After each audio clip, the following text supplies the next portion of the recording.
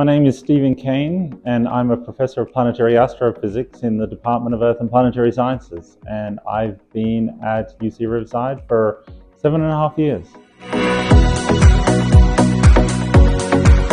My research is all about planetary habitability. What makes a planet habitable? Why is Earth such a wonderful place to live?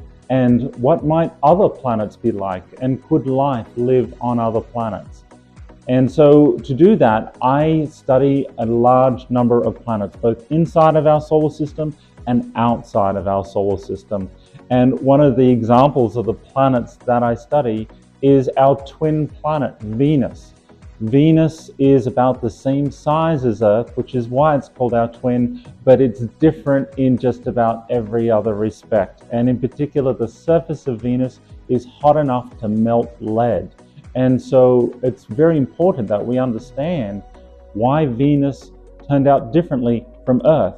And one of the ways in which we do that is to go there. And so I am on the science team for a NASA mission called Da Vinci.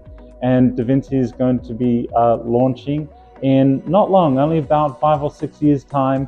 And it's going to deploy a probe into the atmosphere of Venus, which will measure the atmosphere and the temperature and the pressure all the way down to the surface.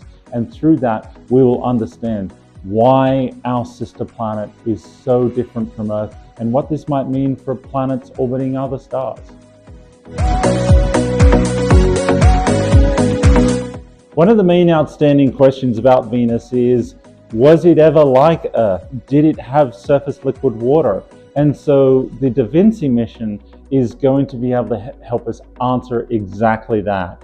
And it's going to fall through the atmosphere, and it's going to look for signs of past water on the surface, which may now be present in the atmosphere, and look for the evidence of this past Venus that actually looked a lot like Earth. And so the difference between Da Vinci and the previous missions that came before is that Da Vinci has more advanced electronics, it has more sensitive equipment. It's going to be able to measure the atmosphere far more precisely than we've ever been able to do before, and last longer, which is one of the main advances through new technologies that enable these spacecraft to be far more resilient to the hostile conditions of Venus.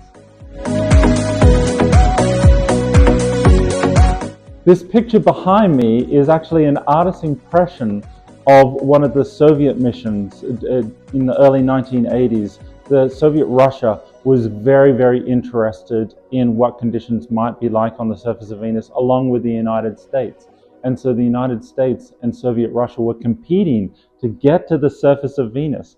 And this particular spacecraft is called Venera 14. It landed on the surface of Venus, and it lasted only 57 minutes before it was destroyed by the extreme conditions on Venus. I mean, I didn't think about this. I mean, the knee-jerk reaction is Venus, but